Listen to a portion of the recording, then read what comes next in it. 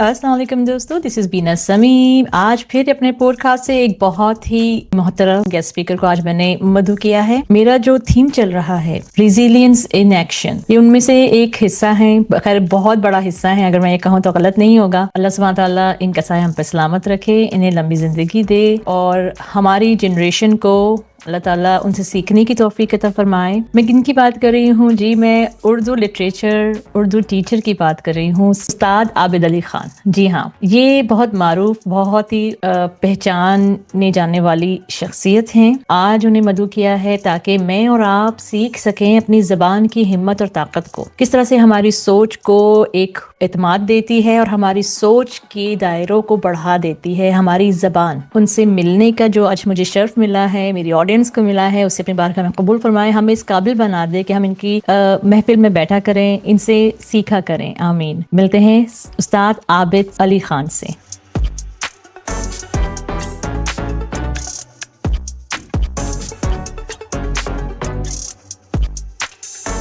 السلام علیکم سر، کیا حال ہیں آپ کے؟ الحمدللہ، آپ کی دعائیں ہیں، اللہ کا بڑا کرم. آج ہم بات کرنے جا رہے ہیں ذریعہ تعلیم کیا اردو میں ہونا چاہیے پاکستان میں یا نہیں؟ کیا کہنا چاہیں گے سر؟ دیکھیے، میری بنیادی طور پر میرا خیال ہے، اور میں آپ کو ایک بات واضح کر دوں، اپنے سننے والوں کو بھی میں چاہوں گا کہ ان تک یہ بات ضرور پہنچے کہ یہ میری رائے ہے. یہ ضروری نہیں کہ میری رائے درست ہو. میں اپنی عمر اور تجربے کے اعتبار سے کچھ چیزیں شیئر کروں گا. تعلیم کا تعلق جو ہے وہ انڈرسٹینڈنگ سے ہوتا ہے، اور انڈرسٹینڈنگ کا تعلق جو ہے وہ اس مادری زبان سے ہوتا ہے جو بچہ اپنے گھر میں، اپنے اطراف میں سنتا ہے. صحیح.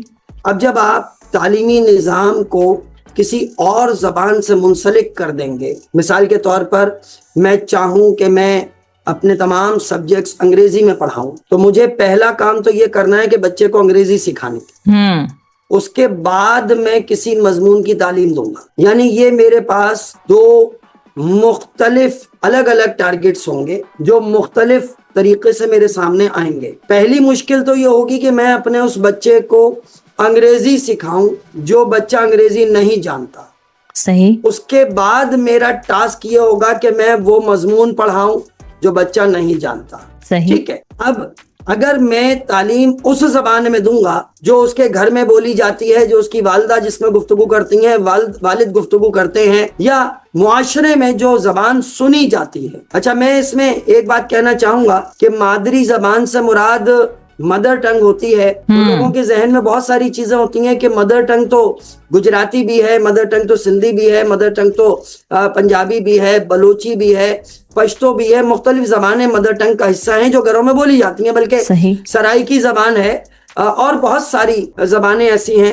تو میں کہنا یہ چاہوں گا کہ بنیادی طور پر اردو ایک رابطے کی زبان ہے پورے پاکستان میں. قومی زبان اپنی جگہ ہے، رابطے کی زبان ہے. کسی بھی زبان کا بولنے والا ہو، ہم 90% کی بات کریں گے. میں 100% دنیا میں کوئی بھی چیز مکمل نہیں ہوتی.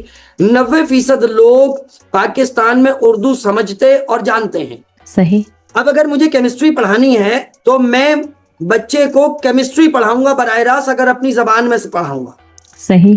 لیکن اگر میں نے ذریعہ تعلیم انگریزی رکھ دیا تو پہلے تو میں اس کی انگریزی کی بنیاد تیار کروں گا، میں انگریزی کی گرامر سکھاؤں گا، میں جو ہے وہ انگریزی میں سینٹنس سٹرکچرز کو سکھاؤں گا. پھر جب اس کی ویکیبلری اس قابل ہو جائے گی تب جا کر میں اسے مضمون پڑھاؤں گا. ٹھیک ہے. اب آئیے، پہلی بات تو یہ ہو گئی. اب ہمیں یہ سمجھنا ہے کہ پھر کیا انگریزی نہیں ہونی چاہیے؟ نہیں، انگریزی ہونی چاہیے ایک مضمون کی حیثیت سے. انگلش ایک سبجیکٹ ہے، آپ سبجیکٹ کے طور پہ پڑھائیں. ایون آپ انگلش لٹریچر ڈال دیں، انگلش لٹریچر پڑھائیں، ہمیں کوئی اعتراض نہیں ہے، لیکن اسے ایز اے سبجیکٹ پڑھائیں. اچھا، اب اگلا سوال یہ، میں اس کو مطلب گفتگو کو اپنے چھوٹے چھوٹے سوالوں سے جوڑ رہا ہوں. یہ نہیں ہے کہ آپ کا سوال ہے، لوگوں کے ذہن میں پیدا ہوتا ہے. آخر پھر عابد صاحب نے یہ بات کیوں کہی کہ بھائی اردو زبان میں ذریعہ تعلیم ہونا چاہیے؟ دیکھیے، بنیادی طور پر ہمیں یہ دیکھنا ہے کہ 68% آبادی پاکستان کے اندر دیہاتوں میں رہتی ہے. صحیح. اور ان دیہاتوں میں ہمارے پاس ایجوکیشنل سسٹم ہی نہیں ہے. ود ڈیو ریگارڈز، کچھ جگہ پر کچھ لوگوں نے واقعی کام کیا اور انہوں نے اپنے یہاں اسکول بنائے، لیکن ایک بہت بڑی سچائی ہے کہ دیہاتوں میں اس قدر جو ہے تعلیم کو اہمیت نہیں دی جاتی. وہاں پر اسکول نہیں ہیں، کالجز نہیں ہیں، وہاں پر جو ہے وہ ہائی اسکولز نہیں ہیں، یونیورسٹی تو بہت دور کی بات ہے. صحیح. اب وہاں پر بچے کو جب تعلیمی مواقع ہی میسر نہیں ہیں تو میں اس بچے کو انگریزی کیسے پڑھاؤں اور انگریزی پڑھا کر پھر میں اس کے بعد اسے وہ سبجیکٹ پڑھاؤں. اب آ جائیں اس کا اور اگلا قدم, انگریزی پڑھانا مشکل کیوں ہے؟ ارے ہمارے سرکاری نظام کی بات ہو رہی ہے, کیونکہ دیکھیے 80% ایجوکیشن سسٹم کو ڈومیننٹ کرتا ہے سرکاری نظام. ٹھیک ہے, اب 80% یا اس سے زائد جو ہے وہ سرکاری تعلیمی ادارے پاکستان کے اندر موجود ہیں. یہاں پر اساتذہ بہت بڑی تعداد میں, ود ڈیو ریگارڈز, اساتذہ بہت بڑی تعداد میں انگریزی نہیں جانتے. پہلے تو آپ انہیں انگریزی سکھائیں, پھر انگریزی میں تعلیم دینے کے لیے ان کو ٹرین کریں. صحیح. اس کے بعد وہ اساتذہ آ کر پہلے بچوں کو انگریزی سکھائیں اور چوتھے سٹیپ پر جا کر chemistry, physics, maths, eco, business studies اور باقی سبجیکٹس کا نمبر آئے گا. سر یہ جو ذہن بنے ہوئے سائیکولوجیکلی کہ انگلش کو زیادہ ڈومیننٹ کیا جا رہا ہے جبکہ ہم لوگ اردو اسپیکنگ ہیں, کیوں یہ ہمارے ذہن سازی ایسے کیوں ہے؟ دیکھیں وہ بنیادی طور پر وہ تھوڑا سا ہے نا, سچائی غلامی گزاری ہے نا, تو اس غلامی کے اثرات ہیں. میں نے بچپن میں یہ بتا دوں کہ مطلب کوئی فرعون کے دور کی بات نہیں ہے, 87 کی بات ہے. مطلب جب میں بات کرتا ہوں نا میرا بچپن, تو لوگ یہ سمجھتے ہیں کہ کوئی شاید فرعون کے دور کی بات ہو رہی ہے. میں نے کلاس 10th 87 میں نے پاس کی, اور اس سے پہلے مجھے اپلیکیشن یاد کروائی گئی, most respectfully I beg to say that. یعنی میں پرنسپل کو اپلیکیشن دے رہا ہوں, to the principal and this school, اور اپنا respected sir, with most respectfully I beg to say. What nonsense! Why should I beg to say? مجھے میرے دماغ میں یہ بٹھا دیا گیا. اس کی وجہ یہ ہے کہ انگریز سکھا کے گیا تھا کہ اپلیکیشن میں لکھو گے I beg to say. اب سرکاری اپلیکیشن کے اندر لکھا جاتا ہے yours faithfully, yours obediently. خدا کے واسطے ہمارے دماغ میں یہ سب کچھ سکھا دیا گیا. میں ذرا سا irrelevant سی ایگزامپل دینا چاہوں گا, لیکن it is relevant. irrelevant کیوں؟ میں آپ کو بتاتا ہوں. پاکستان کے اندر کچھ سال پہلے ایک بڑا سسٹم چلا, لوکل گورنمنٹ سسٹم ہونا چاہیے, یا لوکل گورنمنٹ میں سٹی گورنمنٹ سسٹم ہونا چاہیے, یا ایڈمنسٹریٹر ہونا چاہیے وغیرہ وغیرہ, یا کمشنر سسٹم ہونا چاہیے. آج میں شہر کراچی کی بات کر رہا ہوں, آن ریکارڈ کہہ رہا ہوں, اس کو ہزاروں لوگ دیکھیں گے. جائیں کمشنر کراچی کی ٹیبل دیکھیں, صرف ٹیبل کی بات کر رہا ہوں, سسٹم کی بات نہیں کر رہا, کسی چیز کی. مائنڈ سیٹ کلیئر ہوگا. آپ کمشنر کراچی کی ٹیبل دیکھیں, کمشنر کراچی کی ٹیبل جو ہے وہ اس کی چوڑائی لمبائی پورا ڈائیمیٹر 6 فیٹ سے زیادہ ہے. کیوں؟ کیونکہ اس طرف کمشنر بیٹھتا تھا انگریز, اور اس کے سامنے بیٹھنے والے ہوتے تھے غلام, چاہے وہ ہندو تھے چاہے وہ مسلمان تھے. اور چونکہ کچھ لوگ بہت ویلدی بھی تھے, بہت انفلوئنس بھی رکھتے تھے, پولیٹیکل لوگ بھی آتے تھے, اس سے انگریز کو ہاتھ ملانا پڑتا تھا. لہٰذا وہ ٹیبل اتنی بڑی بنائی گئی کہ بندہ سامنے والا لیٹ کے بھی جو ہے نا وہ انگریز سے ہاتھ نہ ملا سکے. یہ ٹیبل آج بھی پاکستان کے سب سے بڑے شہر کراچی کے کمشنر ہاؤس کے اندر کمشنر کی ٹیبل موجود ہے. یہ مائنڈ سیٹ ہے. مجھے بتایا گیا کہ میں غلامی کے لیے پیدا ہوا ہوں. آج سرکاری اسکول کا بچہ کلرک پیدا ہوتا ہے, کلرک مر جاتا ہے. دیکھیں میں بیوروکریٹس کو پڑھاتا ہوں, جی, میں پاکستان کی ایلیٹ کلاس کو پڑھاتا ہوں, جی, اور یہ ایلیٹ کلاس مجھے معلوم ہے. میں نے اکثر, کتنا بڑا جملہ ہے, میں یونیورسٹی میں ایک لیکچر دے رہا تھا تو میں نے ان سے کہا, میں نے کہا بیٹا مجھے معلوم ہے کہ میں ان لوگوں کو تعلیم دیتا ہوں جو میرے بیٹے کے افسر بنیں گے. میں اپنے بیٹے کے افسر تیار کر رہا ہوں. جہاں میرے بیٹے نے کلرکی کرنی ہے, میں ان آفیسرز کی تعلیم کو تعلیم دے رہا ہوں. اور یہ ریالٹی ہے. آج آپ کے پاس جو تعلیمی نظام ہے, بنیادی طور پر یہ جو ہم نے جو گفتگو کی, اس سے لنک بہت ساری چیزیں ہیں. پرائیویٹ ایجوکیشن سسٹم, سرکاری ایجوکیشن سسٹم. صحیح. اب پرائیویٹ ایجوکیشن سسٹم کامیاب کیوں ہے؟ کیونکہ مائنڈ سیٹ یہ ہے کہ انگریزی ذریعے تعلیم ہوگا, وہاں انگریزی میں تعلیم دی جائے گی, انگریزی میں تعلیم دی جائے گی تو اسے کارپوریٹ کلچر کے اندر ایکسیپٹ کیا جائے گا, نوکری اچھی ملے گی, اس کو اچھی یونیورسٹی میں جانے کا موقع ملے گا, وہاں سے پاس آؤٹ ہو کر اسے ایک اچھی نوکری ملے گی. ہم پرائیویٹ ایجوکیشن سسٹم میں انگریزی ذریعے تعلیم کا پہلا مائنڈ سیٹ یہ نہیں ہے کہ ہم ایک اچھا انسان پیدا کریں گے. پہلا مائنڈ سیٹ یہ ہے کہ ہم اچھا نوکر اور ملازم پیدا کریں. وہ نوکری کرے گا اچھی جا کے, تو جب وہ اچھی جا کے نوکری کرے گا, میں اچھے ملازم اس معاشرے کو پیدا کر کے دے رہا ہوں. تو اب آ جائیے, کیوں ذریعے تعلیم اردو ہونا چاہیے؟ کیونکہ مجھے وہ چلا رہے تھے نا کچھ دن پہلے, ایک سیاستدان چلا رہے تھے کہ جی ہم کوئی غلام ہیں, تو خدا کے واسطے ہم غلام تھے اور ہیں. وہ بھی جو چلا رہے تھے نا, وہ بھی پاکستان سے باہر جا کر ایک یونیورسٹی کی ڈگری لے کر آئے تھے, پاکستان میں تعلیم حاصل نہیں کی تھی. صحیح. وہ بھی فورن کوالیفائڈ تھے. میرا کہنے کا مطلب سمجھیے گا, جب ہم بات کرتے ہیں ذریعہ تعلیم کی تو ہمارا مقصد کیا ہے. میری اپنی زبان میں تعلیم دو گے تو بچہ جو مائنڈ سیٹ ہے وہ آزادی کے ساتھ جنم لے گا. میں اپنی تہذیب پڑھاؤں گا, میں اپنے طور طریقے پڑھاؤں گا, میرا کلچر میری زبان کے ذریعے جائے گا, ان کا کلچر ان کی زبان کے ذریعے آتا ہے. صحیح. تو میری ثقافت کو بھی نقصان, میری تاریخ کو بھی نقصان, میری تہذیب کو بھی نقصان, میرے طور طریقے. السلام علیکم تو نہیں کہتا بچہ, گڈ مارننگ کہتا ہے جی. میں کیسے سکھاؤں اسے؟ کیوں؟ اب کیا ہوا, ہم جاتے ہوئے بھی بچے کو سکھاتے ہیں.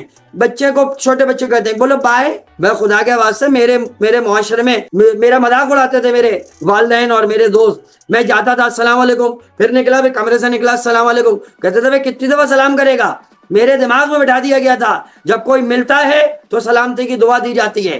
آج میں اپنے بچے کو جب جو ہے وہ good morning, good afternoon, good night, bye, thank you جب میں سکھاؤں گا تو پھر اگر وہ کل انہی کی تہذیب, دیکھیں آپ وہاں پر بیٹھی ہیں, آپ وہاں کی تہذیب اچھی طرح جانتی ہیں. ہاں جی, ٹھیک ہے, آپ وہاں کی تہذیب جانتی ہیں, آپ وہاں کی ثقافت جانتی ہیں, وہاں کا قانون جانتی ہیں. جب وہاں کی ساری چیزیں آپ کے سامنے ہیں اور پاکستان سے آپ گئی ہیں تو آپ کے لیے کمپیریزن آسان ہے. ہاں جی ہاں. اور یہی کمپیریزن ہے کہ میں اپنی زبان میں تعلیم دینے کے حق میں ہوں. میرا خیال ہے اس میں وسائل بھی کم لگیں گے, میرا خیال ہے تعلیم کا معیار بھی بہتر ہوگا, میرا خیال ہے تعلیم سستی بھی ہو جائے گی, اور یہ جو مجھ جیسے اساتذہ پرائیویٹ اداروں میں پڑھا کر کما رہے ہیں یہ بھی ختم ہو جائے گا جب آپ سرکاری اداروں میں اپنی زبان میں تعلیم دیں گے لیکن معیار بہتر کریں. اب اس میں نا بہت ساری چیزیں ہیں, آپ کو وہ ہمارا اگلا سوال ہو سکتا ہے, آگے جا سکتے ہیں کہ اب ہم کریں کیا. بھائی خدا کے واسطے ہمیں کرنا یہ ہے کہ ہمیں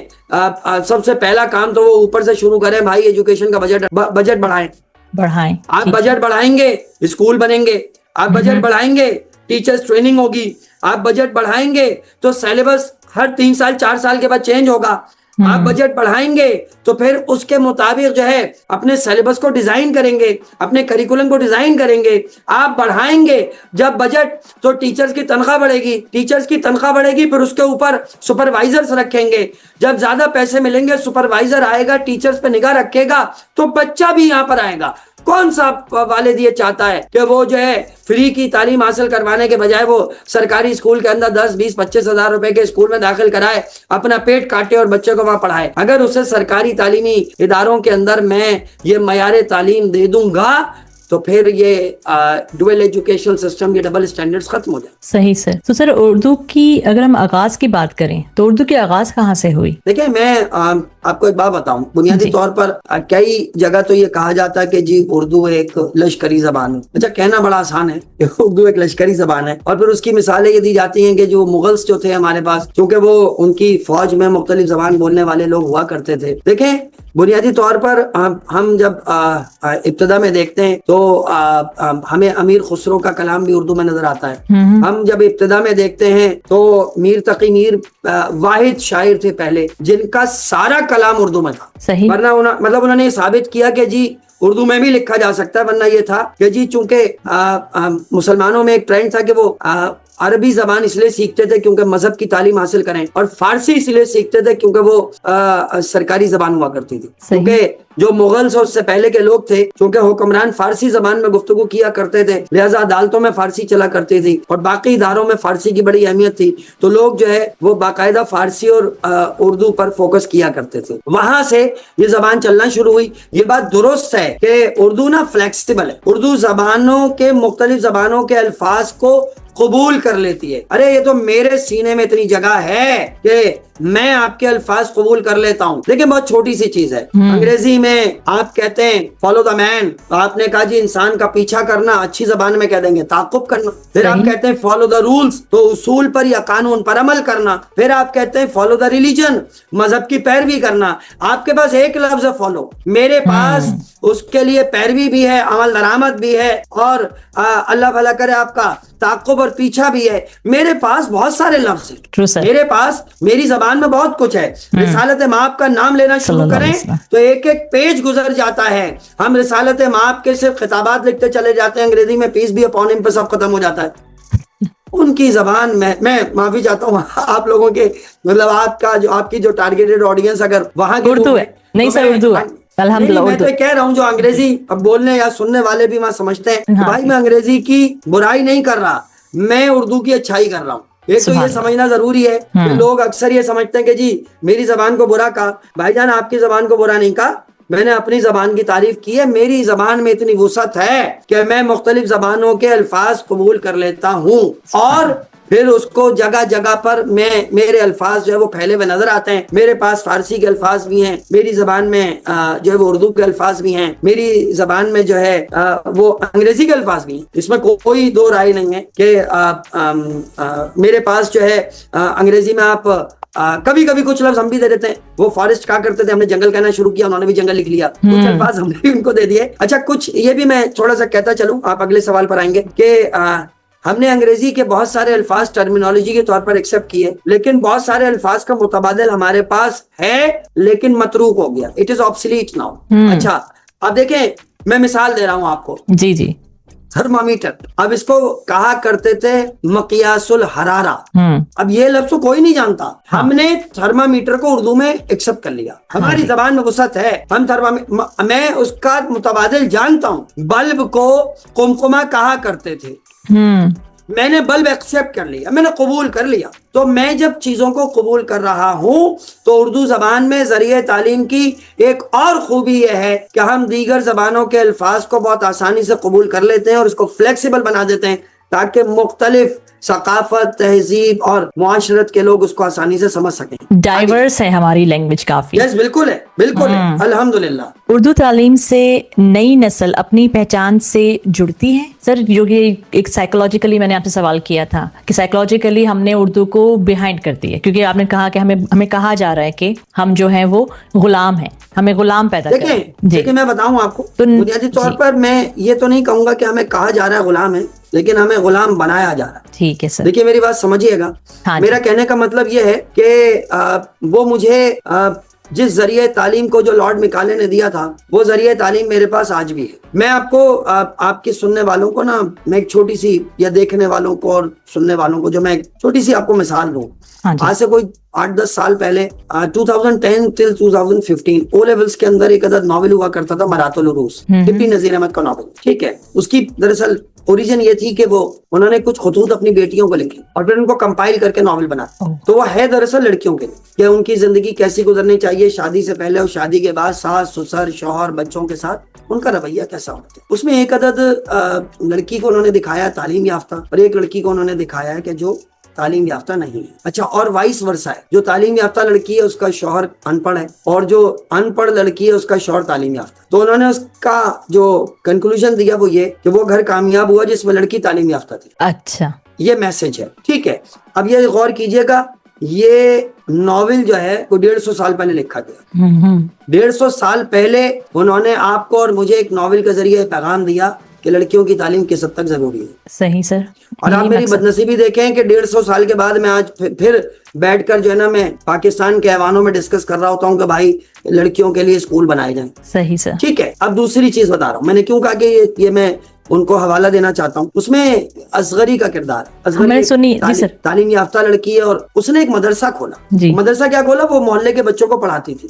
صحیح. اب میں بچوں سے کہتا ہوں, وہ پڑھاتی تھی نا, تو پڑھانے کے لیے اس نے جو ایک اپنے ساتھ جو ملازمت تھی اس کو رکھا کہ ان کو پنکھا جھلا کرو. وہ انہیں پنکھا جھلتے تھے. پھر اس کے بعد جو ہے نا وہ ان کو کہانیاں سناتی تھی. پھر ان کہانیوں کا کنکلوژن لیا کرتی تھی. پھر اس کے بعد اس کے اخلاقی پہلو بتاتی تھی. پھر وہ اخلاقی پہلو استعمال کرواتی تھی. سچ بولنا سیکھو تو دیکھو اس دن کہانی میں سنا تھا تمہیں سچ بولنا ہے. اس طرح وہ بچوں کو تعلیم دیتی تھی. پھر اس کے بعد وہ چیزوں کو نا دیکھ کر سکھاتی تھی. دیکھو یہ چیز ہے, یہ پھول ہے, اس پھول کو اس کو پتی کہتے ہیں, اس کی شکل یہ ہوتی ہے. وہ انہیں دکھا کے پڑھاتی تھی. ٹھیک ہے, اب غور کیجئے گا, آپ کا ایجوکیشنل سسٹم پہلے تھا ٹیچر سینٹرڈ کریکولم. صحیح سر. ٹیچر کو फोकस किया जाएगा। टीचर की ही जो है सबसे ज्यादा अहमियत है। टीचर की तनख्वाह ज्यादा होनी चाहिए, टीचर को आराम मिलना चाहिए, टीचर को फैसिलिटेट करना चाहिए, और सारा करिकुलम टीचर के गिर्द घूमता था। उसके बाद कोई चले जाएं, सन 2000 जब शुरू हुआ तो उसका आगाज हुआ चाइल्ड सेंटर्ड करिकुलम से। अब सिलेबस का जो फोकस है वो जो है चाइल्ड सेंटर्ड हो गया, यानी तालिब इल्म का को फोकस कर लिया गया। हाँ जी। अब जरा सा एक चीज ध्यान में रखिएगा, चाइल्ड सेंटर्ड करिकुलम है, ठीक है। 150 साल पहले असगरी के किरदार के जरिए डिप्टी नजीर अहमद घर के अंदर खुले हुए एक छोटे से मदरसे से चाइल्ड सेंटर्ड करिकुलम पेश करते हैं। बच्चों को पंखा झला जा रहा है, बच्चों को कहानी सुनाई जा रही है। जो आज तुम ऑडियो विजुअल एड्स की बात करते हो, वो कहानियां सुनाया करती थी, वो ऑडियो विजुअल की अहमियत जानती थी। आज तुम कहते हो बच्चा देख कर सीखता है, वो कल चीजें दिखा रही है। तुम कहते हो बच्चा छू कर सीखता है। ये कहां से देख रहे हैं हम? ये कैम्ब्रिज से देख रहे हैं। कैम्ब्रिज का एजुकेशनल सिस्टम आपसे ये कहता है कि देख कर सीखता है बच्चा, छू कर सीखता है। और ये जो देख कर छू कर बच्चा सीखता है, कैम्ब्रिज हमें बता रहा है। आज हम उस कैम्ब्रिज के तालीमी इदारे में 25,000 रुपए एक महीने की फीस देते हैं। तो मैं 150 साल पहले डिप्टी नजीर अहमद अपने नॉवेल में छोटी सी एक स्टोरी के जरिए एक छोटा सा मदरसा बनाकर ये पूरा कैम्ब्रिज का करिकुलम सिस्टम उसके अंदर बता के गए कि असल तालीम ये हुआ करती है। अब ये तो गुलामी है ना, कि तुमने तो डिप्टी नजीर अहमद को फॉलो नहीं किया, तुमने तो असगरी के उस तालीमी निजाम को फॉलो नहीं किया, तुमने अंग्रेजी जबान में आने वाले कैम्ब्रिज को फॉलो कर लिया, जबकि दोनों का मकसद एक ही था और दोनों का तरीक़ेकार एक ही था। सही सर, बिल्कुल, ये तो हमारी गलती है। अब बुनियादी तो इसीलिए तो गुलाम है। मैं अपने बच्चों से कहता हूँ, मैं A-लेवल उर्दू पढ़ाता हूँ जी जी, मैं बच्चों से कहता हूँ तुम क्या पढ़ोगे, कि मतलब तुम किसका इम्तिहान दे रहे हो? बोले जी उर्दू का। मैंने कहा अच्छा कौन इम्तिहान लेगा? बोले जी ब्रिटिश काउंसिल। मैंने कहा ओके, A आया या B आया वो बताएगा जिसकी अपनी जबान उर्दू नहीं है, ना कौमी जबान है ना मादरी जबान है, जिसके सिग्नेचर हैं वो उर्दू बोलना नहीं जानता होगा। लेकिन मैं ये बिलीव करता हूँ, कबूल करता हूँ हंसते खेलते कि जनाब जो कुछ वो कह रहा है वो ठीक है। इस्लामियात में A आया या B आया वो बताता है जो खुद मुस्लिम नहीं है, सही, सर्टिफिकेट पे सिग्नेचर उसके हैं। और पाकिस्तान स्टडी में A आया या B आया वो बताता है जो खुद पाकिस्तान में नहीं रहते, वो वर्ल्ड हिस्ट्री पढ़ते हैं। तो ये गुलामी नहीं है तो और क्या है? वो हमसे कहते नहीं है गुलाम, बल्कि वो हमें गुलाम बनाते हैं। जिस तालीमी निजाम पे लेके जाते हैं वो हमें गुलामी के रास्ते पे ले जाता है। सर क्या उर्दू के सीखना हमें हमारे मजहब से भी जोड़ेगा, या सिर्फ उर्दू या कोई भी लैंग्वेज? बिल्कुल जोड़ेगा, बिल्कुल जोड़ेगा। देखें, इसमें कोई बुरी बात नहीं है कि आप अंग्रेजी जबान सीखें, इसमें कोई बुरी बात नहीं है। देखिए अंग्रेजी सीखनी चाहिए क्योंकि आपको अपना मजहब अगर अंग्रेजों तक पहुंचाना है, सही बात है, तो आप उनकी जबान में पहुंचाएंगे ना। ये थोड़ी कहेंगे पहले तो उर्दू सीख फिर मैं तुझे बताऊंगा कि इसका तर्जुमा क्या है। आपको अंग्रेजी सीखनी चाहिए, लेकिन एक मजमून के तौर। ठीक है सर, ठीक है। लेकिन जब आप अपने बच्चे को ना आप जो है वो बचपन में 90% माएं अल्लाह कहना सिखाती हैं, तो ये जो लाम जब बोला जाता है तो जबान पलटती है। तो बच्चे को जबान पलटना आती है, अल्लाह कहना सिखाती हैं, बच्चा सीख लेता है। मैं तो बच्चों से अक्सर कहता हूँ कि देखें सीखता है बच्चा कान से। दुनिया का सबसे बड़ा लर्निंग टूल कान है। हाँ जी, सबसे बड़ा लर्निंग टूल। बच्चा 2 साल का हमारी गोद में होता गाना याद कर लेता है, ना उसकी तहजीब खराब, ना तरबियत खराब, ना तो वो कहीं जा रहा है, लेकिन वो सुन रहा है। तो जनाब जब आपके अपने घर में अपनी जबान में अपने मजहब पर गुफ्तगू होगी तो आप अपनी जबान के जरिए अपने मजहब के भी करीब हो जाएंगे, आपको अपने मजहब को समझने में भी आसानी हो। आज हम अरबी जबान नहीं जानते, मतलब आप मेजोरिटी में पाकिस्तान की बात कर रहा हूँ कि मेजोरिटी अरबी जबान नहीं जानती। अच्छा अरबी जबान नहीं जानती इसलिए कुरान शरीफ सवाब के लिए पढ़ते हैं। अल्लाह मियां मैंने जो कुछ पढ़ा है अल्लाह मियां दादी को पहुंचा दे। मैं खुदा के वास्ते दादी को तो पहुंच गया, तुझे पहुंचा नहीं पहुंचा। कुरान इसलिए तो नहीं है ना जी, अरे कुरान इसलिए तो नहीं है कि मैं सवाब पहुंचा दूं। कुरान तो मेरी राह हिदायत है, सही, मेरी जिंदगी का रास्ता है, मुझे सिखाता है, समझाता है। मुझे वो जबान ही नहीं आती तो मैं सीखता और समझता नहीं हूँ। मैं चूमता हूँ, आंखों से लगाता हूँ, अल्लाह मियां जो कुछ पढ़ा वो दादी तक पहुंचा दे, मेरा काम खत्म हो गया। सही सर। जब आप उर्दू जबान में सीखेंगे उसमें अरबी जबान के लफ्ज भी हैं, आप अरबी के लफ्जों को भी सीखेंगे। अरबी में जब आप पढ़ेंगे تو آپ کو بہت سارے لفظ ایسے ہیں جو کہ عربی اور اردو میں شامل ہیں، تو آپ تھوڑا بہت اس کا مطلب سمجھیں گے، آپ کے اندر شوق بھی پیدا ہوگا. اور میرا خیال ہے کہ آج اگر یہ چاہتے ہیں نا یہ علماء اکرام اگر یہ چاہتے ہیں کہ جی قوم جو ہے وہ مذہب سے دور ہو رہی ہے، اور تو جناب مسجد میں بیٹھ کر قوم مذہب کے قریب نہیں آئے گی، بھیا خدا کے واسطے ہو بھیا مولوی خلاف نہیں ہو جانا میرے. یہ میرے بہت سارے میرے اسٹوڈنٹ ہیں نا وہ سارے مولوی ہیں، تو وہ اور وہ سمجھ بھی رہے ہوں گا میں کس سے مخاطب ہوں. میں یہ بتا دوں آپ کو کہ دیکھیے بنیادی طور پر آپ کریں گے کہ آپ ایجوکیشنل سسٹم میں عربی کو لازمی کیوں نہیں کرتے تھے. سر آپ نے بہت اچھی بات کہی، مجھے بڑی اچھی لگی آپ کی بات کہ لینگویج کی طرح پڑھایا جائے لینگویج کو، جیسے کہ سیکنڈ لینگویج کو عربی بھی ڈالی جائے لیکن پھر اس کے معنی کے مطلب اس کو آسان بنا کے ایکسپریس کیا جائے. دیکھیں اس کا آبجیکٹو ہے جی، انگریزی کا آبجیکٹو یہ ہے کہ میں دنیا کی ٹیکنالوجی کو سمجھ سکوں. ہاں جی، اس کا آبجیکٹو یہ نہیں ہونا چاہیے کہ مجھے اچھی نوکری مل جائے. صحیح بات ہے سر. عربی کا آبجیکٹو یہ نہیں ہونا چاہیے کہ جناب میں جو ہے وہ عربی میں بات کرنے لگوں، میرا آبجیکٹو یہ ہونا چاہیے کہ میں اپنے رب کی دی ہوئی کتاب کو سمجھ سکوں. صحیح بات ہے سر. میں اس کے احکام سمجھ سکوں. آپ زبان کو زبان کے طور پر پڑھائیں، کمپلسری کر دیں. ابھی انگریزی تم نے کمپلسری کری ہوئی ہے 10 سال سے، عربی کیوں نہیں کری؟ کرو. صحیح بات ہے سر. جی بالکل ہونی چاہیے. آپ عربی کمپلسری کر دیں. آپ دیکھیں 20 سال کی ایجوکیشنل پالیسی ہوتی ہے جو دنیا میں بنائی جاتی ہے. اب تو ہمارے یہاں تو 4-4 5-5 سال کے 5 سالہ منصوبے بنتے ہیں اور اس کے اندر بھی وہ بیچ میں امینڈمنٹس آ جاتی ہیں. آپ ایجوکیشنل پالیسی کے اندر عربی کو لازمی قرار دے دیں. آپ 20 سال کے بعد آنے والی نسل کے اندر مذہب کا لگاؤ دیکھیں. سبحان اللہ. میں دعوے سے کہتا ہوں آپ عربی پڑھائیں تو جب وہ پڑھے گا نا الرحمن علم القرآن علمہ البیان، اسے معلوم ہوگا کہ کہہ کیا رہا ہے. 90% الحمدللہ رب العالمین. ہمیں ترجمہ نہیں معلوم ہو، ہمیں یہ تو پتہ ہے نمازیں پڑھنی ہے. اب وہ خان صاحب پڑھا کرتے تھے ایاک نعبد و ایاک نستعین، وہ پڑھ سامنے سننے والی 90% عوام کو اردو کا ترجمہ نہیں معلوم. اللہ میں تجھ سے مانگتا ہوں. آپ 20 سال دے دیں، آپ اس قوم کو عربی کمپلسری کر دیں. آپ دیکھیں آپ کو کہنا تھوڑی پڑے گا. صحیح بات ہے سر کہ مذہب کو عزت دو، مذہب کو فوقیت دو، پیریورٹی دو. لوگ مذہب کے نزدیک ہو جائیں گے. سر ٹیکنالوجی اور ڈیجیٹل میڈیا کے ذریعے اگر اردو کو آگے بڑھایا جائے تو وہ کس طرح سے بڑھایا جا سکتا ہے؟ دیکھیں میں آپ کو ایک بات بتاؤں. جی بنیادی طور پر آپ اردو میں گفتگو کر رہی ہیں، آپ اپنا کردار ادا کر. ہاں جی ٹھیک ہے نا. اس طرح ہزاروں نہیں لاکھوں لوگ اپنا کردار ادا کریں. لیکن جیسے ملک میں نا این جی او ہوتی ہے، تو این جی او اس لیے تھوڑی ہوتی ہے کہ وہ ملک چلائے. این جی او تو اس لیے ہوتی ہے کہ حکومت کا بوجھ کم کرے. ٹھیک ہے. نان گیزیٹڈ آرگنائزیشنز کا بنیادی مقصد یہ ہوتا ہے کہ حکومت پر پڑنے والا بوجھ کم ہو جائے. اگر وہ یتیموں کی مدد کے لیے بنائی گئی ہے تو بوجھ کم ہو جائے، بیواؤں کے لیے بنائی گئی ہے تو بوجھ کم ہو جائے، تعلیم دینے کے لیے کوئی دیا گیا ہے اس کا بوجھ کم کرنے کے لیے این جی اوز بنائی جاتی ہیں. لیکن اس کا مطلب یہ تھوڑی ہوتا ہے حکومت کی رسپانسبلٹی ختم ہو گئی. تو جس طرح آپ یہ کام کر رہے ہیں اور اس طرح دیگر لوگ کام کر رہے ہیں وہ ایڈیشنل سپورٹ ہونی چاہیے. اس کی پریورٹی میں نے آپ سے پہلے کہا کہ ایجوکیشنل پالیسی کے اندر رکھنی چاہیے. لیکن بھٹو صاحب نے نور خان پالیسی 1969 میں بنائی گئی. نور خان پالیسی جب بنی تو اس کے اندر اس پالیسی کو ٹو کیا گیا. اور اس زمانے میں ایوب کے زمانے میں بھٹو صاحب چونکہ فارن منسٹر تھے تو وہ مختلف جگہ پر جو ہے وہ عرب ممالک سے رابطے میں تھے، جاتے تھے، ملتے تھے. انہوں نے وہاں کی سائیکی دیکھی، انہوں نے چیزوں کو سمجھا. پھر جب پاکستان تقسیم ہوا، اب اس میں بھٹو صاحب کا کتنا کردار ہے اچھا یا برا، چونکہ ہمارا ٹاپک نہیں ہے اس پر ہم بات نہیں کر رہے ہیں. لیکن اس کے بعد جب بھٹو صاحب واپس آئے تو اس ایجوکیشنل پالیسی کے اندر انہوں نے ٹیکنیکل ایجوکیشن کو 1969 کی ایجوکیشن پالیسی میں ٹیکنیکل ایجوکیشن کمپلسری تھی. کمپلسری کا لفظ کہہ رہا ہوں میں نے میرا میٹرک کا سرٹیفکیٹ 1987 کا ہے، وہ 89 تک رہی، 69 سے 89 تک پالیسی رہی. میرے میٹرک کے سرٹیفکیٹ پر لکھا ہوا ہے الیکٹرک وائرنگ بی گریڈ.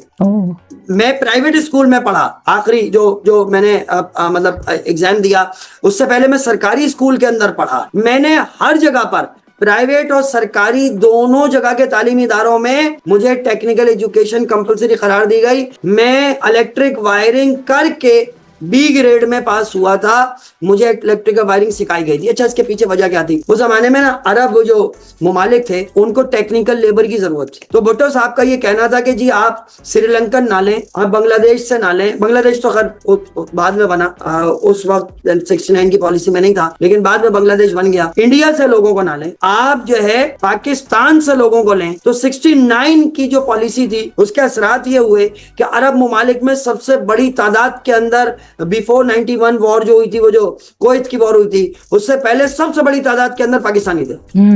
और वो एजुकेशनल पॉलिसी की बुनियाद थी कि वो टेक्निकल एजुकेशन सीखते थे।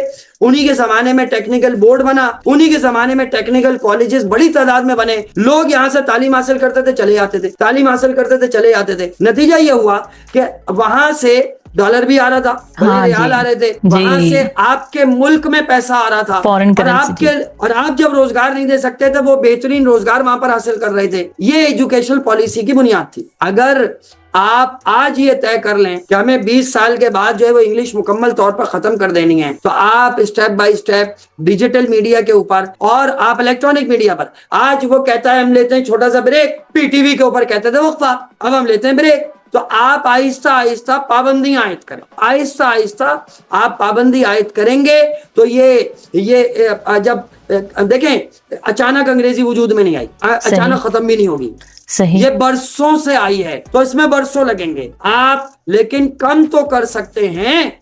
सही बात है सर। आप इंसेंटिव दें, आप बताएं जी उर्दू के पीएचडी वाले को इतनी एक्स्ट्रा तनख्वाह मिलेगी, आप बताएं उर्दू में मास्टर्स करने वाले को इतने पैसे मिलेंगे, आप बताएं कि उर्दू में जो है वो खबरें मुकम्मल तौर पर पढ़ने वाले लोगों को पूरे साल मॉनिटर किया जाएगा।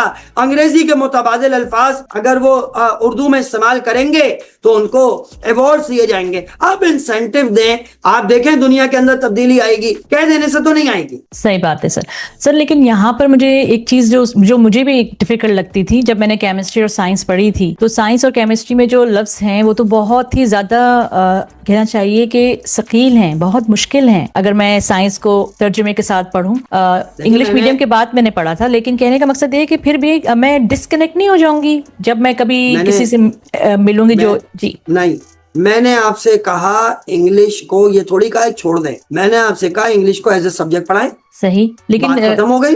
जब एज ए सब्जेक्ट पढ़ाएंगे तो आप जब पढ़ेंगी फोटोसिंथेसिस, तो आपने अंग्रेजी जबान पढ़ी हुई है तो you know what is photosynthesis, आपको पढ़ने में भी आसानी होगी। आपको मालूम होगा व्हाट इज पीरियोडिक टेबल, क्योंकि आप अंग्रेजी में पीरियड भी पढ़कर आएंगे और टेबल भी पढ़कर आएंगे। पीरियोडिक टेबल फिर केमिस्ट्री का टीचर एक्सप्लेन करे कि पीरियोडिक टेबल कहते इसे हैं। तो आप अंग्रेजी को एज ए सब्जेक्ट पढ़ाएं और फिर आप जितनी भी दुनिया की टेक्नोलॉजी है, दुनिया के न्यू सब्जेक्ट्स हैं, न्यू चीजें हैं, मैंने ये तो नहीं कहा अंग्रेजी खत्म कर दें, मैंने आपसे कहा अंग्रेजी का असर खत्म करें, ये कॉम्प्लेक्स खत्म करें। हाँ, मैं अब मैंने बहुत सारे ऐसे मैंने बहुत सारे उर्दू मीडियम में लोगों को देखा जो बेतहाशा ज़हीन है, लेकिन वो अपने एक बेचारे एक कॉम्प्लेक्स की वजह से ज्यादा ऊपर नहीं आ पाते, क्योंकि उन्हें लगता है कि हम दुनिया के साथ नहीं चल सकते, क्योंकि उन्होंने हमेशा उर्दू मीडियम ही पढ़ा है, इवन के साइंस भी। देखिए मैं एक बात बताऊं आपको, हम इज्जत भी तो नहीं देते।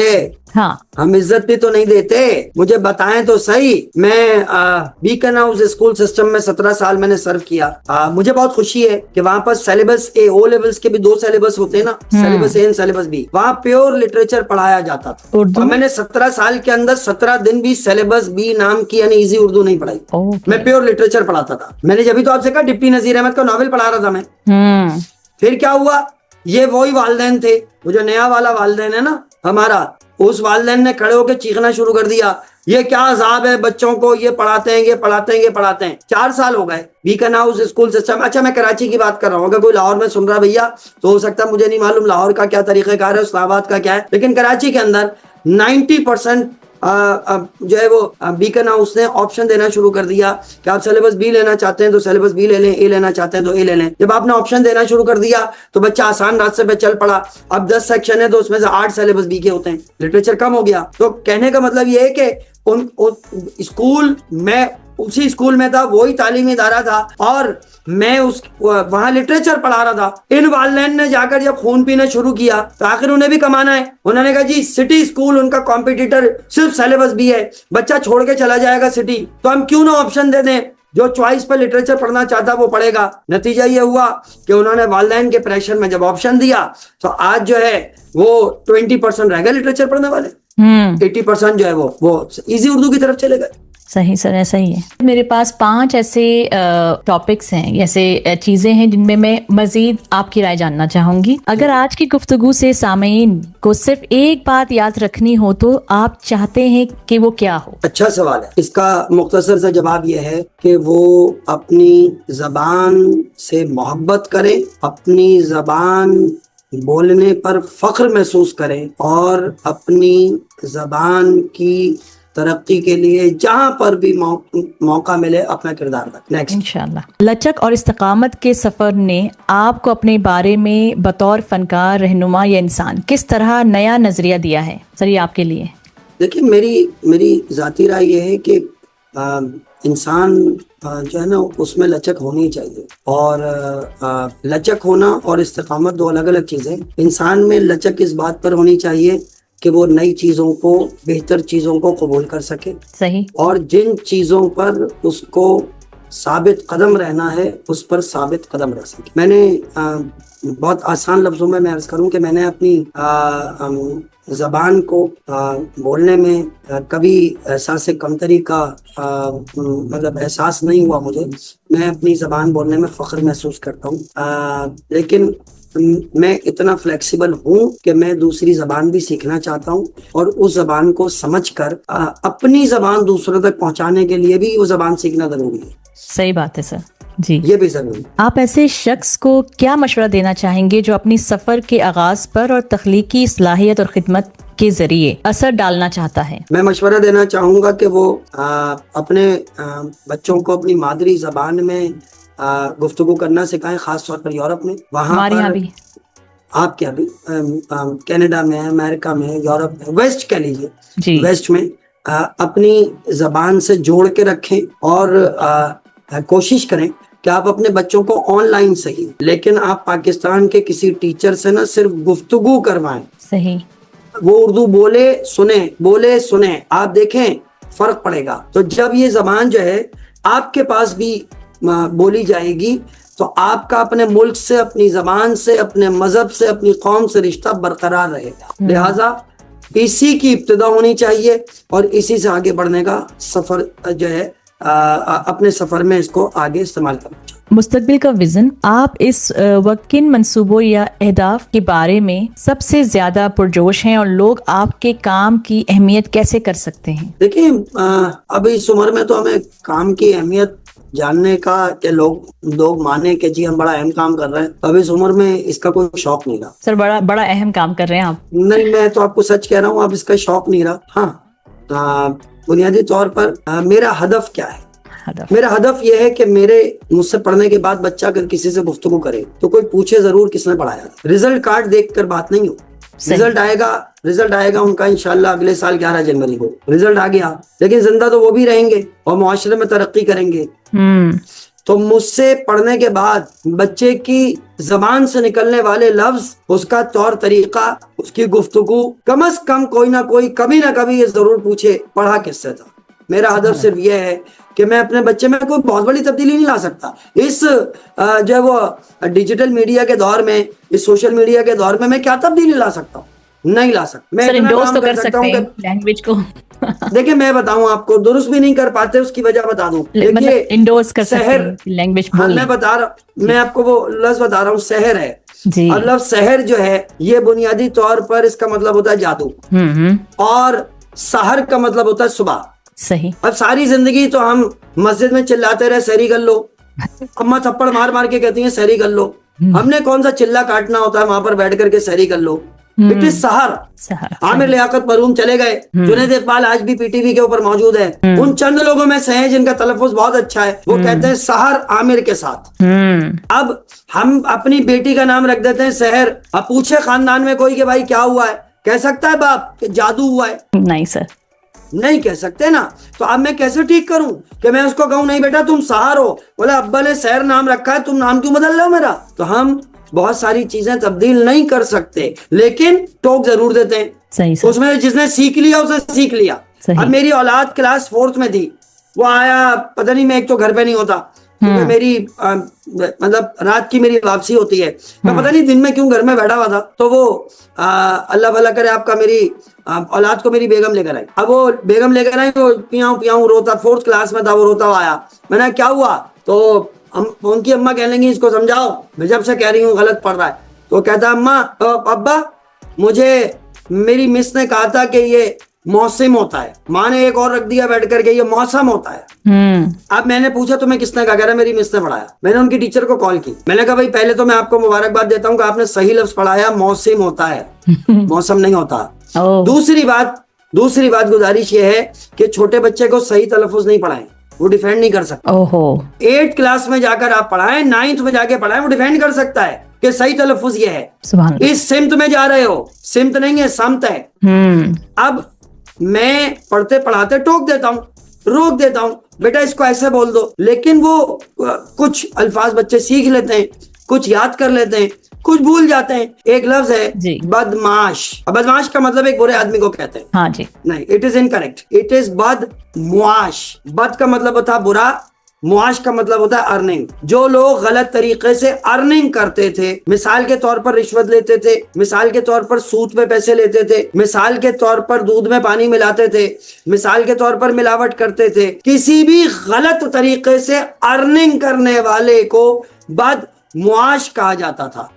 अब हम आज 70 साल के बाद बदमाश को हर बुरे आदमी को जिस काम का ताल्लुक अर्निंग से हो नहीं हो, मिसाल के तौर पर कत्ल करने वाला, गाली देने वाला, जिना करने वाला, अर्निंग से हटकर भी हमने हर बुरे काम को बदमाश कहना शुरू कर दिया। This is called perception. अब जैसे हम कहते हैं चमार, अब चमार बड़े चमार आदमी हो, देखें चमार का मतलब होता है मोची, सही, ये कॉबलर को कहते हैं, तो ये कोई बुरी चीज थोड़ी है। लेकिन जब पाकिस्तान बनने से पहले हिंदू कम्युनिटी थी तो ब्राह्मण्स जो थे, जो उनकी बड़ी जात थी, वो छोटी जात के लोग जो होते थे अनटचेबल, जिनको आप अछूत कहते हैं, इनमें होते थे ये जूते सीने वाले। तो वो उनको जो है वो बदतहजीबी के साथ और उनसे नफरत के ज़ाहिर के तौर पर कहते थे कि इससे बात नहीं करना, है चमार है। तो हम वो चमार का कॉन्सेप्ट लेकर आ गए, हमने ये समझा कि बुरे को कहते हैं, जबकि वो मोची को कहते थे। तो इसलिए अब हम जो जहां पर मौका मिलता है वहां टोक देते हैं, जहां मौका मिलता है वहां ठीक कर देते हैं। लेकिन ये कि मैंने वही कहा कि टारगेट एक ही है, मेरा बच्चा पढ़कर जाए, 10 लफ्ज तो याद करके जाए, 10 लफ्ज तो सीख कर जाए, कम से कम थोड़ा सा कहीं पर बैठे उठे गुफ्तगू करे, बातचीत करे, तो वहां थोड़ा सा फर्क तो नजर आए। सही बात है सर। आप एक आपने कहा सदर के बारे में कुछ बता रहे थे आप, एक अल्फाज आपने बताया था। हाँ, मैंने कहा जी, जब सदर कहते हैं दाल पर जज्म लगती है, दैट मीन्स के सेंट्रल पावर मिस्टर प्रेसिडेंट, और जब आप सदर कहते हैं it is centre of the city. अब वो सेंटर ऑफ द सिटी सदर है ना, सदर इम्प्रेस मार्केट, सदर मार्केट, हाँ, और एक जरदारी साहब हैं सदर। तो बुनियादी तौर पर जब हम पढ़ते हैं तो सदर कहते हैं, सदर, दाल पर जज्म, और पढ़ने में कितना आसान है, सदरे मोहतरम, सदरे पाकिस्तान। तो अब इसमें पढ़ने में आसानी है, जेर के नीचे, रे के नीचे जेर लगाएं, सदरे पाकिस्तान।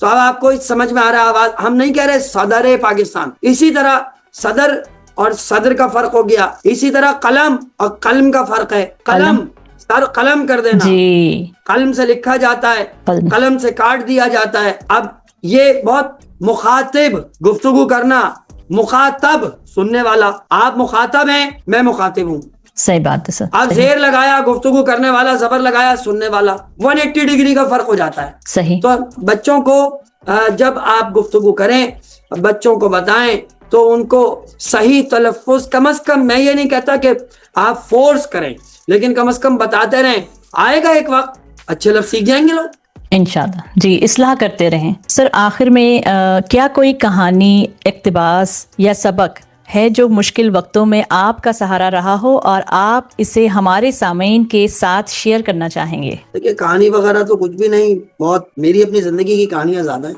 लेकिन उस पर फिर किसी वक्त गुफ्तगू करेंगे। मैं छोटी सी एक बात बताऊं जी।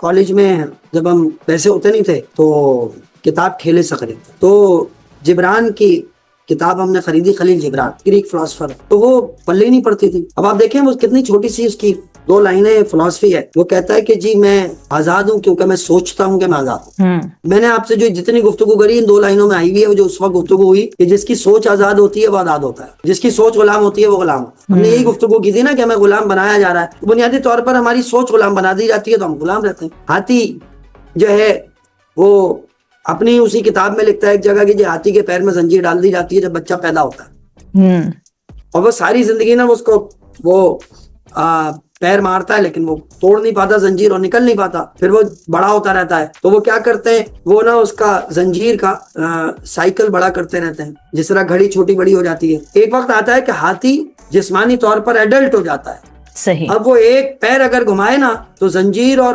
بندھا ہوا درخت سب اکھاڑ دے, لیکن وہ مینٹلی یہ سمجھ چکا ہوتا ہے کہ میں زنجیر کو کبھی توڑ نہیں سکتا. بچپن سے اس کے پیر میں پڑی ہوئی زنجیر اس کو اس قدر جو ہے وہ اس کی اسے کہتے ہیں غلامی, کہ وہ بڑے ایڈلٹ ہونے کے بعد اسے وہ ایک پیر مارے تو ٹوٹ جائے, لیکن نہیں, اب وہ نہیں توڑتا, کیونکہ اسے معلوم ہی نہیں کہ جو ہے وہ میری طاقت اب اتنی ہے کہ میں زنجیر توڑ سکتا ہوں. تو اپنی سوچ سے باہر نکلنا ہے. اب میں نے آپ کو 2 لائنیں بتائیں. میں جبران کو اکثر پڑھتا ہوں اور جبران کی گفتگو مجھے نظر آتی ہے. جبران ایک جگہ کہتا ہے کہ جنگل میں آگ لگ گئی, چھوٹی سی کہانی ہے. وہ کہتا ہے کہ جنگل میں آگ لگ گئی اور سارے جانور باہر کھڑے ہو. تو ایک چڑیا اڑی تو دور کہیں تالاب کے اندر سے کچھ قطرے لے کر آئی, اور قطرے لانے کے بعد اس نے نا جلتے ہوئے جنگل کے اوپر جب وہ قطرے گرائے وہ ہوا میں ایویپریٹ ہو گئے.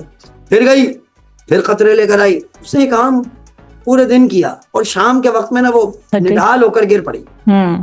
جانوروں نے وہی قطرے جو اس کے موجود تھے وہ اس کے منہ میں ڈالے کہ تھوڑی آنکھیں مانکھیں کھلی. لوگوں نے مذاق اڑایا کہ نادان چڑیا, اتنے بڑے جنگل کی آگ تو قطروں سے بجھا دے گی. اس نے کہا نہیں, مجھے معلوم ہے کہ میں آگ بجھا نہیں سکتا, لیکن کل جب سب کے گھر جل جائے اور کسی کے پاس رہنے کا ٹھکانہ بھی نہیں تو صرف میرا ضمیر مطمئن ہوگا کہ میں نے گھر بچانے کے لیے کوشش ضرور کی. سبحان اللہ سر, میرا مقصد صرف یہی ہے. ماشاءاللہ سر, بہت بڑا مقصد ہے سر آپ کا, میں جو کچھ بھی کرتا ہوں کہ میں اپنے ضمیر کے لیے اپنے ضمیر کو مطمئن کر لوں اپنے رب کے سامنے. جی مجھے معلوم ہے بگڑنا کچھ نہیں ہے, لیکن میں تاریخ میں اپنے سامنے, رب کے سامنے, لوگوں کے سامنے, اپنی قوم کے سامنے, اپنے بچوں کے سامنے شرمندہ نہیں ہوں گا کہ میں نے کوشش نہیں کی. بہت شکریہ سر عابد آپ کے آ جانے کا. آپ نے بہت ہمیں ماشاءاللہ سے بہت کچھ سکھایا اپنے تجربے سے, اپنی معلومات سے. اللہ تعالیٰ ہمیں اس میں عمل کرنے کی, اسے سیکھنے کی, کچھ نہ کچھ تو سیکھنے کی اور عمل پہ لانے کی توفیق عطا فرمائے. بہت شکریہ سر آپ کا.